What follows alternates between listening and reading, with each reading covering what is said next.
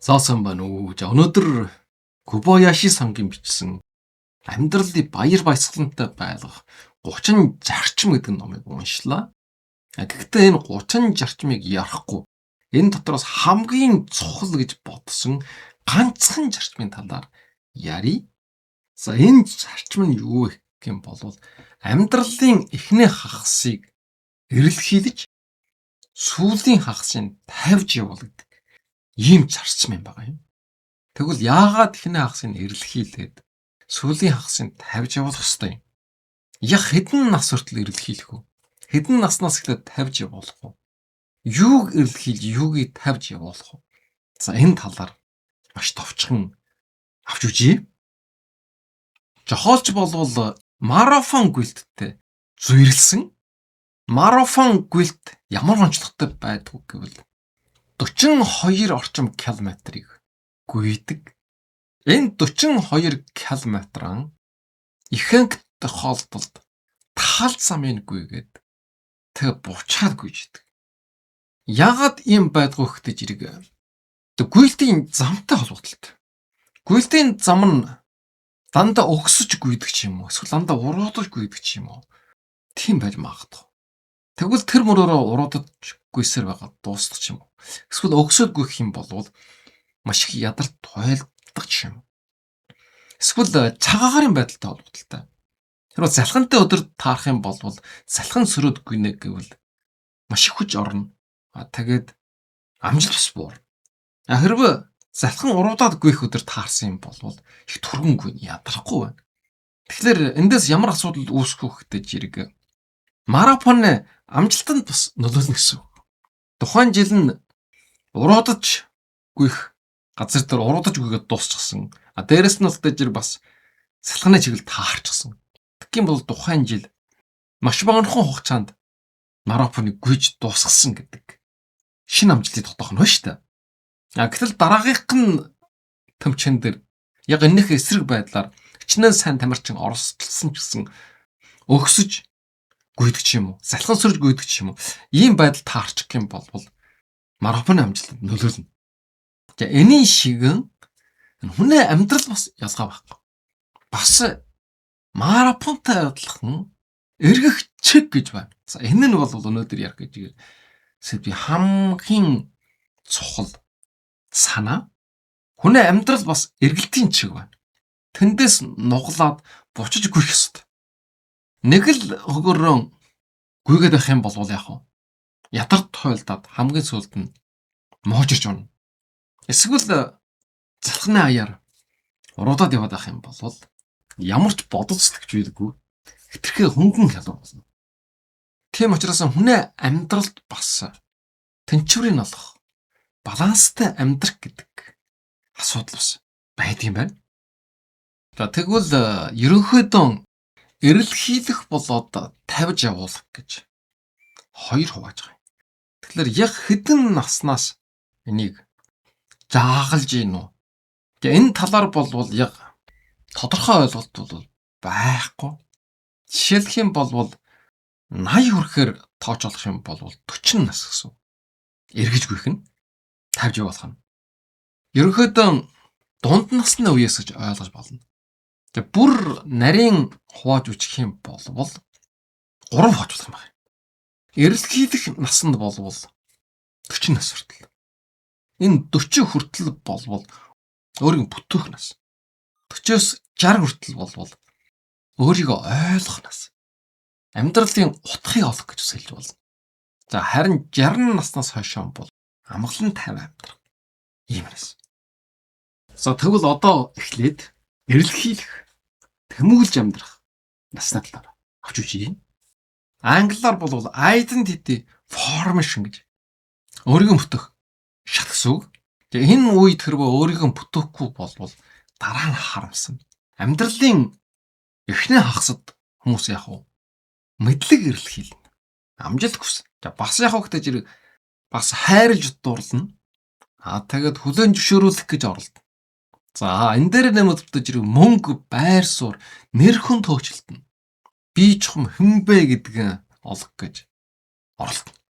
За энэ бол хүний амьдралын эхний хагасд бол. Өөрөөр хэлэх юм бол өөрийг бүтөөхгүй.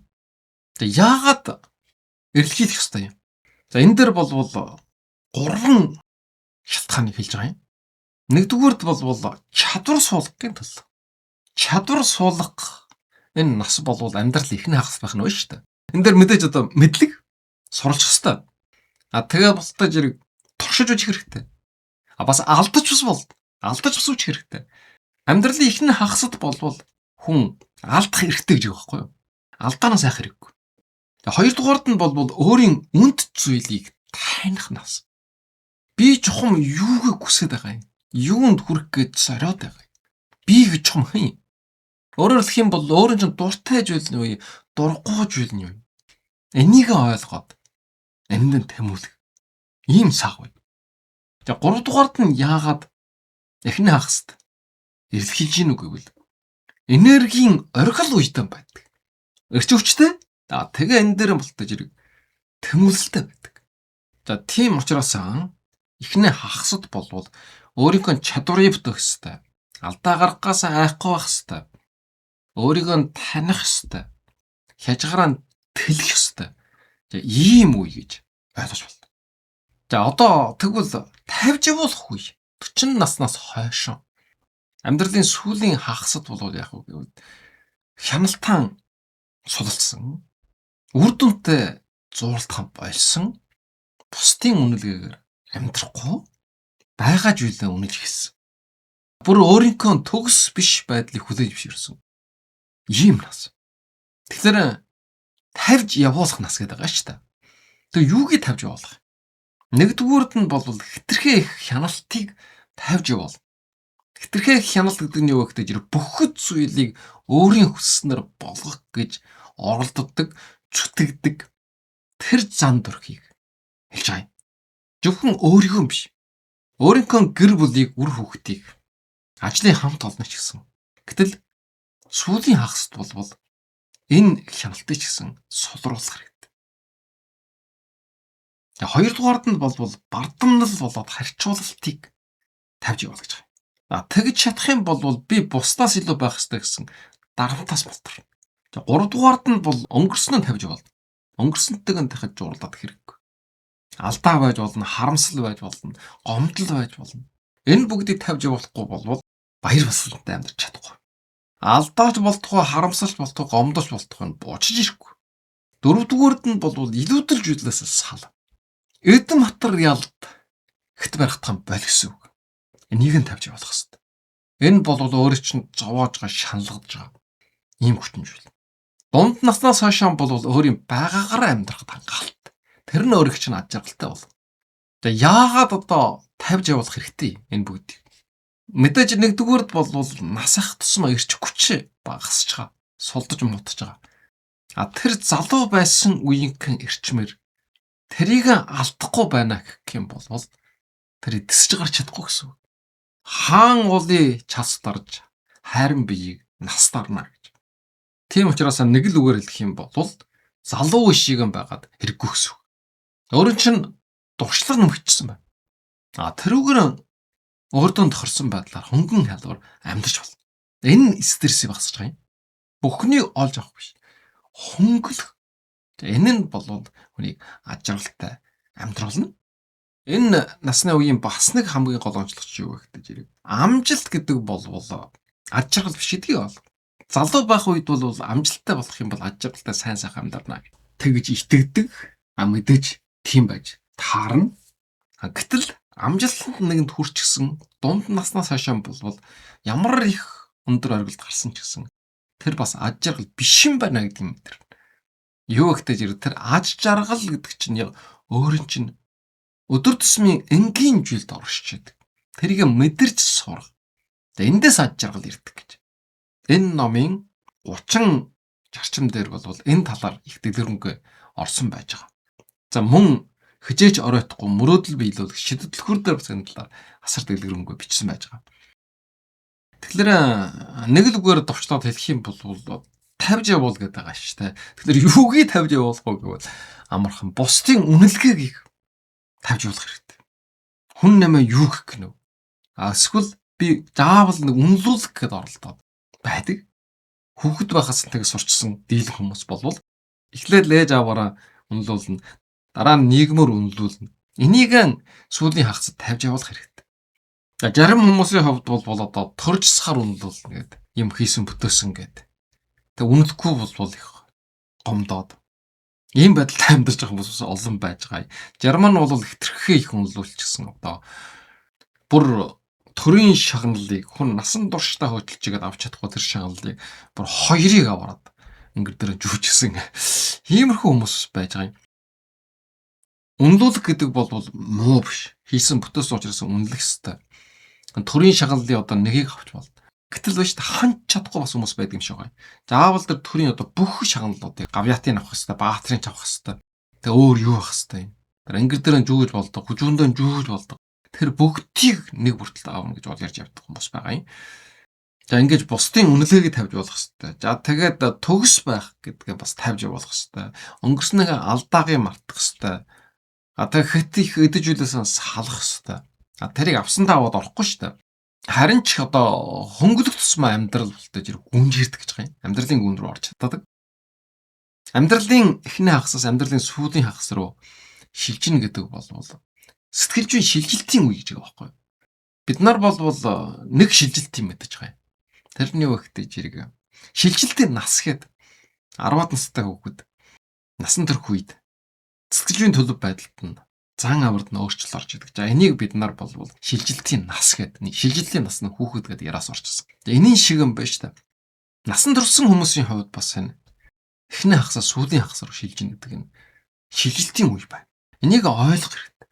Эхний хагасад achievement амжилтанд хүрэх энийг бол гол болгоно. Эрэлхийлнэ, тэмүүлнэ, амжилт гаргана гэдэг. 40 хүртэл явах хэрэгтэй гэсэн үг хэлбэл дундчаар. Эннээс хойшоо бол meaning гэж амьдралыг утгыг олох хэрэгтэй. Утга учиртай амьдрна гэсэн үг. За амьдрал ихний хагасд яг өрсөлдөх хэрэгтэй. Өрсөлдөж гарч ирнэ. Өрсөлдөж өөрөө хөгжинэ. Харин сүүлийн хагасд яг гэдэг амгалан тайван байх. За энэ нь бие сэтгэлд ир нөлөөтэй. Тэрнээсээ гадна өөрийн чинь амьдралыг утга учиртай болох. Өөрөөр хэлэх юм бол энэ номын гол зориг санаа өөрийн чинь болтой зэрэг баяр баясгалантай болгоно.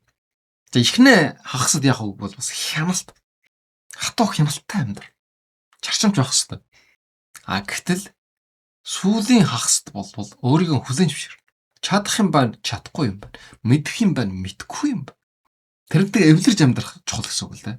За ийм жишээнүүд бол асар олон байгаа юм. Жишээлх юм бол амжилтанд хүрсэн ч гэсэн тайван биш. Сэтгэл думдуур. За энэ сэтгэл думдуур амьдралдаа сэтгэл ханамжгүй байна гэдэг бол аз жаргалыг мэдэрч чадахгүй байна гэсэн. Тийм учраас тодорхой насан дээр дунд насанд хүрээд зодох тайлах. Сүүлийн хагаст бол стрессгүй амьдрах. За энэ санааг ойлгож байна. Тавьж явуулж ийн гэдэг бол ялгадаж ийн гэсэн үг биш. Бууж өгч ийн гэсэн үг биш. Юу вэ гэдэг зэрэг амьдралынхаа дараагийн үе шат руу шилжиж ийн гэсэн үг. Нэг л үгээр хэлэх юм бол энэ аз жаргал гэдэг бол наснаас биш. Сэтгэлгээний шилжилтээс хамаарна гэсэн. Энэ чаг үе мэдэрч тэр араанд өөрийгөө хийж чадчих нь үгүй байна гэдэгт холбоотой гэсэн. Тийм учраас амьдрал гэдэг бол оргил гарах тэмцээн биш. Тэр хөвөр яваад оргил дээр гарна гэсэн үг биш. Харин юу вэ гэдэг зэрэг хижээ авирхан, хижээ амарж буухаан мэддэг ийм урлаг гэж байна. Уулын оргил дээр гарчхаад бууж ирэхгүй хүн гэж байхгүй. Заавал уруудаж бууж ирдэг. За энэтэй маш адилхан. Тэгэхээр амьдралын ихний хагас нь уулын оргил дээр гарна гэсэн. Сүүлийн хагас нь уулнаас бууж ирээд гэртээ харж ирнэ гэсэн. За энэ ном эхлэгтэйгэн жирэг болвол нэгэн жишээг дутсан байдаг. Тэр нь юу вэ гэдэг жирэг? Одоо бид нарын ойлголтоор болвол Тэнгэрийн шүүлтэнд орж байгаа юм байна. Тэгээд мань чохолын баатар болвол өөрөө их сэтгэл өндөр очсон. Ягаад гэвэл насан туршдаа ерөөсөн ажилсан, хөдөлмөрлсөн, чүтгсэн, хийсэн, бүтээсэн ямар ч одоо муу дун авах тийм үйл хийгээгүй. Тэгсэн Тэнгэр болохтой зэрэг өөрөөс. Өөрөө чинь хийсэн бүтөөсөн, чүтгсэн, мэрийсэн. Эний ч юусаа асуугаагүй. Юу асуусан юм бэ гэдэг зэрэг. Чиний амьдрал аяр жаргалтай байж чадсан уу гэж асуусан. Тэгэхээр нь мань хүн бүр чочордол орсон байна. Эргээд ботсон ч юусэн тийм юм байгаагүй. Амьдралын төлөө насан турш хатуу шаардлага тавиад чүтгсэн болохоос биш. Нэг өдөр ч гэсэн эргээд ботход баяр жаргалтай байхгүй. Тэгээд жүуднээсээ очоод сэрж байгаа юм. Тэр өдрөөс хойшоо чохолын баатар болвол яавал амьдралыг илүү баяр хөөртэй болгохгүй. Тэгээ энэ талд анхаарч ажилласан. Тэгээд энэ 30 зарчмыг бол бичсэн. Энэ 30 зарчим дээр маш олон зүйлүүдийг хэлсэн байгаа. Аж жаргал гэдэг утгыг бол өөрөө өгөх ёстой. Ийм амьдралыг хийх юм бол ийм юм төрөх юм бол аж жаргалтай болно гэсэн ойлголт байхгүй. Зөвхөн энийг өөрөө аж жаргал гэж үжих юм бол тэр аж жаргалтай байна. Хэрвээ нэг өдөрт нэг удаа аж жаргалтай байна гэж мэдрэх юм бол жилд 365 удаа аж жаргалыг мэдэрнэ. Хэрвээ нэг цагт өөрөөр хэлэх юм бол цаг тусамд аж жаргалыг мэдрээд явах юм бол нэг жилд 8760 удаа аж жаргалыг мэдэрнэ. Бүр минут болгонд аж жаргал мэдрэх юм бол хэдэн 100,000 удаа аж жаргалыг мэдрэх боломжтой. Энийг энэ чохоочн дээр маш тодорхой бичиж оруулсан. За бас хамгийн чухал нэг зүйл нь бол үг гэсэн байгаа. Үг болвол амьдралыг бүтээдэг. За дөнгөж сая үгийн хүч гэдэг намын талаас яарсан. Байнга гомдолдог, бохомддог, муулдаг, гоншхондог, шүгэмжилдэг. За энэ 5 цэрийг бол орхиод энэхээ оронд тултаж ирэх баярлалаа, талархлаа гэдэг үгийг хэлж хөвших юм бол аж жаргал өөрөө ирнэ гэдэг. Ягаад гэвэл татах хүчнээ хууль гэсэн ийм ном бас гарсан. Ийм ойлголт бас байдаг. Энэ ертөнцийн хууль болвол сайн муу зөв буруу гэж ялгадаг. Хэрвээ байнга гомдолсон, бохомдсон, муулсан, гоншгонсон, шүгэмжилсэн ийм зүйлийг ярих юм бол ертөнцийн хууль юу гэж ойлгохгүй гэдэг зэрэг энэ хүн ийм юм дуртай юм байна гэд байнга өөрлөв чинь ийм юм өгнө гэсэн. Хараал тавьдаг хүнд бол өөр чинь хараал өгнө гэсэн. Бүр илүү хүчтэй хараал явна. Гомдолдог хүнд бүр илүү гомдуулна. Харин энэнийхээ оронд талархдаг, баярлдаг сэтгэл байх юм бол энэ хүн талархдаг юм байна, баярлдаг юм байна гэдэг. Өөрийн чинь улам илүү баярлуул, талархуул. Ийм хүчин зүйл нөхчдийг бүрдүүлж өгдөг. Ижил зүйл нь ижил зүйл нь татдаг. Сайнаа тухай ярих юм бол сайн зүйл өөр чинь татгадаж ирж, муугийн тухай ярих бол муу зүйл өөр чинь татгадаж ирнэ гэж. Энийг энэ дээр хэлсэн байгаа. Тэгэхээр хамгийн их хуудас ажиллуулж ярьсан зүйл бол энэ талархал юм байна. Урд нь бас та бүхэнд ярьж өнгөрсөн энэ монгол хэлэн дээр талархлын хүч гэдэг ном байдаг гэдэг. Энэ номыг бас та бүгд аваад уншиж болно. Талархал жохом ямар их гайхамшигтай, идштэй хүний амьдралыг өөрчилдөг талаар. За энэ дээр нэмээд тултаж ирэх инээмсэглэл байна. Инээмсэглэлийн хүч гэдэг бичлэг бас хийсэн. Тэрийг бас үзэж болно. За тэгвэл бас өөрийн үүрэгдээ үнэнч байх гэсэн ийм ойлголтыг бас энэ дээр гаргаж ирсэн. Тэр нь юу вэ гэдэг зэрэг хүлээл тавих хэрэг байхгүй. Үр дүнд бас баригдаад хэрэг байхгүй.